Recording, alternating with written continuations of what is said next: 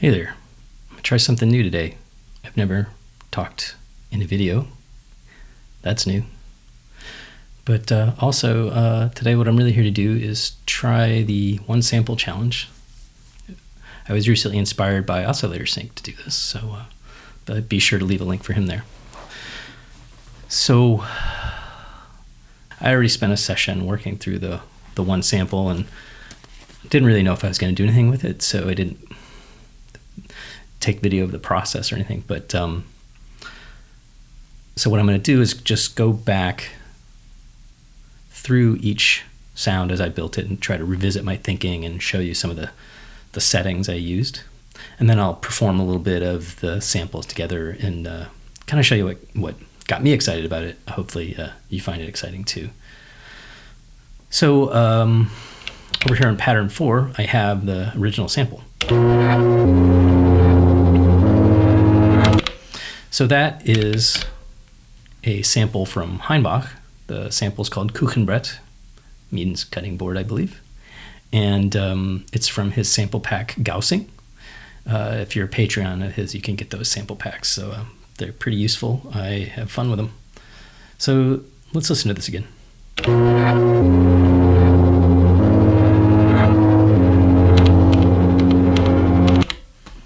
So kind of creepy, a lot of backwards sounds, a lot of little opportunities to hear like little white noise and things like that.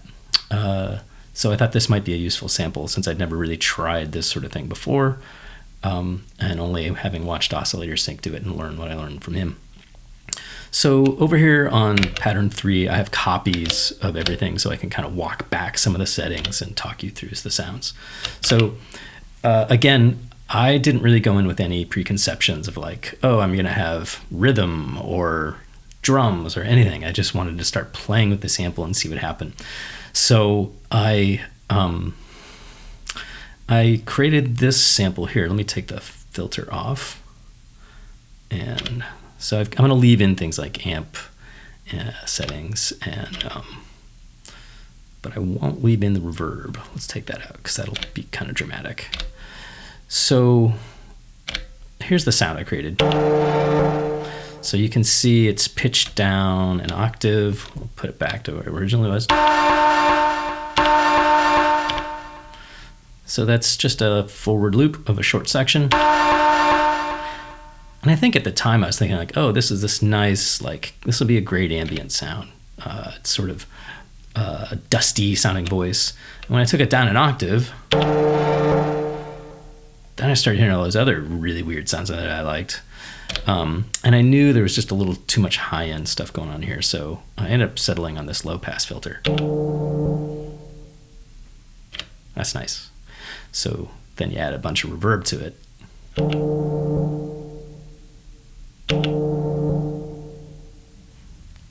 That's ambient music right there, right? It sounds gray, sounds desolate. Maybe not happy ambient music. Sorry about that. So now I have to confess, I actually inadvertently created the same sound almost exactly twice. So here on 2, again, I was just exploring, but this time instead of forward loop, it's a backwards loop, and just pitched a little differently, but basically the same sound. But I had my head so much in the second sound, I didn't even realize that I'd made the first sound. And as you can hear, I put some reverb and delay on it. And what that enabled me to do is kind of come up with like a slow arpeggio. So I'll just play that by itself so you can hear that.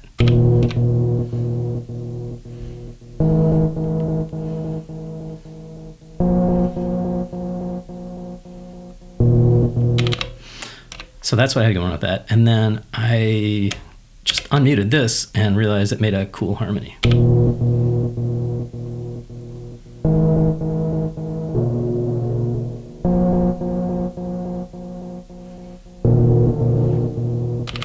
So it seems like the bad use of one track to just have it make one note, but I really dug that harmony. And so I also had to throw in some other notes that maybe weren't obvious. So I still didn't really know where this is going, and this is when I got excited. I'm just going to just gonna spoiler alert here, So what I ended up doing was I ended up getting into this this sample, and you'll see I tuned it up 2 octaves. So I honestly just didn't know what I was doing. So all I had to do was pitch it up twice, and this is what I got. And that sound made me so happy. I was like, this is like some kind of psychedelic children's cartoon. This is great. This really veers into sort of like the slightly creepy, slightly nostalgic sounds that I love. So through a filter on this, a high pass, and then, oh boy, right? Put a little delay and reverb on it.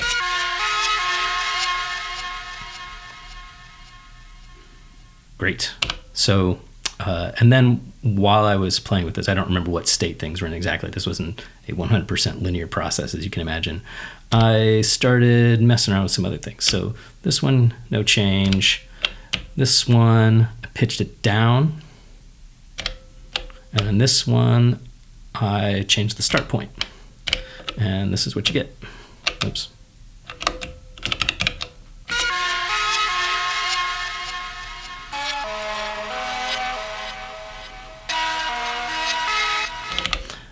And so that created some really interesting musical symmetry for me. I was pretty excited by now. So here's what it sounded like together.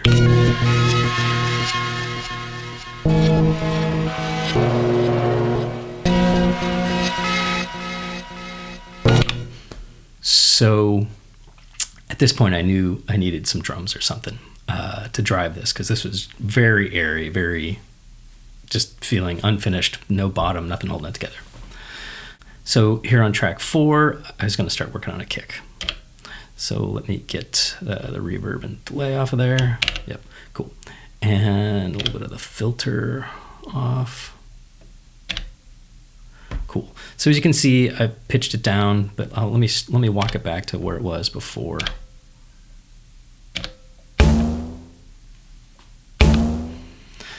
So what I liked about that spot is it starts off with a little bit of noise, which is pretty good for drums. Usually, I thought maybe I was going to go for a snare here, but in a second you'll see why I didn't. But I also like the way the pitch drums, good drums can kind of do that. Not quite that exaggerated, but I just kept going with it anyway. And so when you pitch this down, I was like, oh, that sounds like a tom, a really low floor tom, and I'm happy with just floor tom and not kick. So then once we put some this filter back on it, I was like, oh, that sounds like a nice flabby, it's almost like a timpani. So get a little bit of delay and a little bit of reverb on there. Well, that's a pretty cool kick, right? So before I play a little bit more of that, let me kind of get into the snare, and you can see how these kind of got me excited playing with these two together. So again, tune down an octave. Let me take the high pass off. I'll leave that amp distortion on there. All right, so grab this spot in the waveform. Got a nice little bit of noise at the beginning again, like a snare. And the note in there just seemed weird enough that I was interested enough to drive into this and see what was going on. Tune this down an octave. Now I'm super excited. But there's a little bit too much low information in there for a snare, right? So throw the high pass on there. Little reverb, little delay. No delay. So, these together, I was pretty darn happy with these.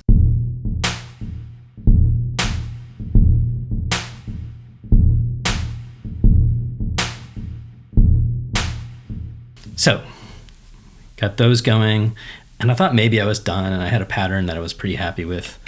But one of the things I've learned is you just keep pushing, even though you think you're done. You may come up with a few more good ideas before you're totally fatigued or just out of ideas.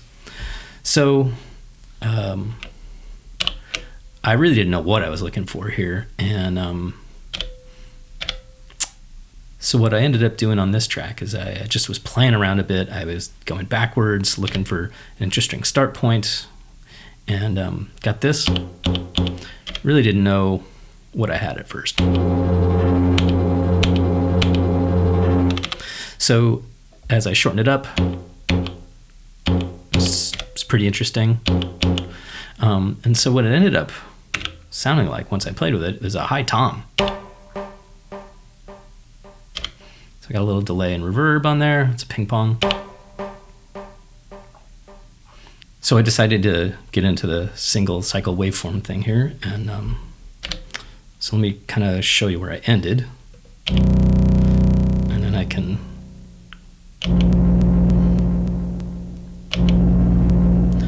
So that was a little too airy to be a bass, and I just kind of kept making it narrower and narrower.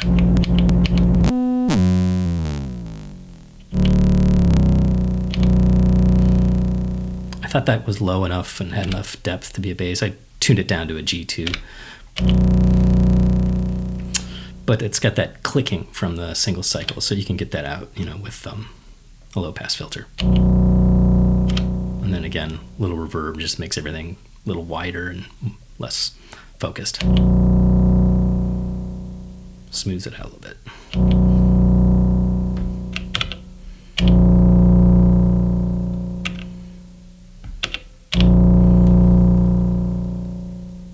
Cool, so now I had a bass, and then I wanted this thing on track 3 here, right? My creepy cartoon theme. I didn't want that to be going the whole time. I wanted some alternative for performance, something to change up the energy, something to just mix it up a little bit, but in that same kind of vibe. So I end up really just using the same basic idea, right? So I picked a slightly different place in the waveform, but I also tuned it up 2 octaves. So let me just play that to you without the high pass on. And overdrive is still on, but I don't know, I feel like that's not as big a deal.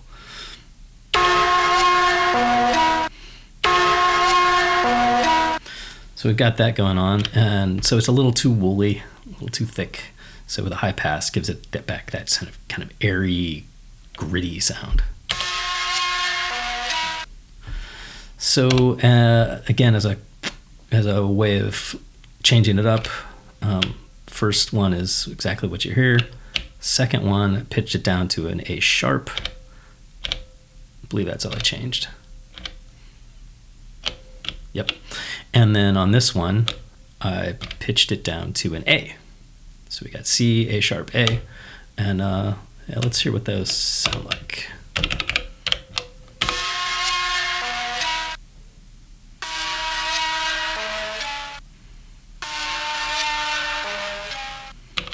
So because of the nature of that sample, it sort of kind of resolves and it has that weird little thing at the end. So with all the effects on it, right, I've got some reverb and delay. Here's what that sounds like.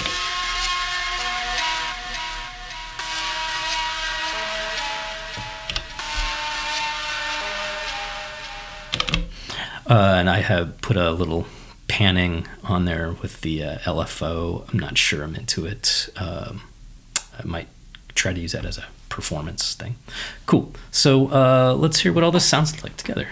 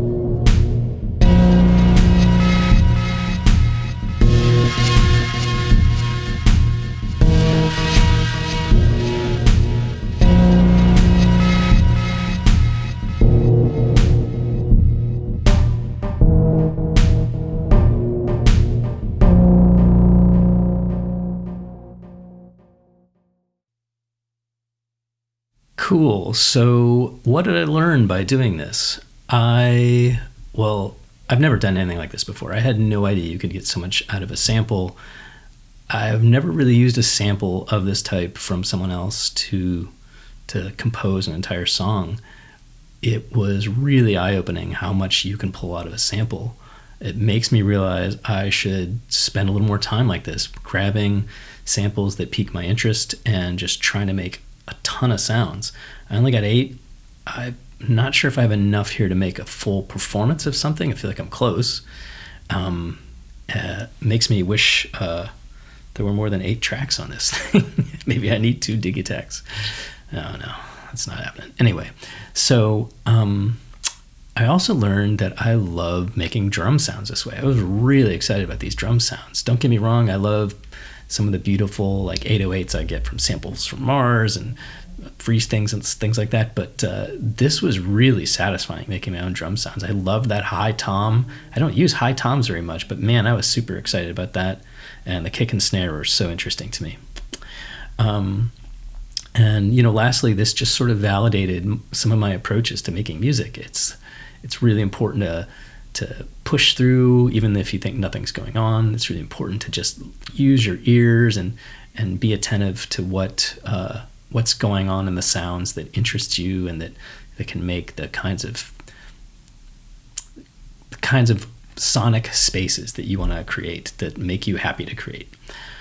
I think I could say a lot more about this exercise, and I'll definitely be doing something like this, if not this exact exercise, more. And I really recommend you try it. Thanks a lot.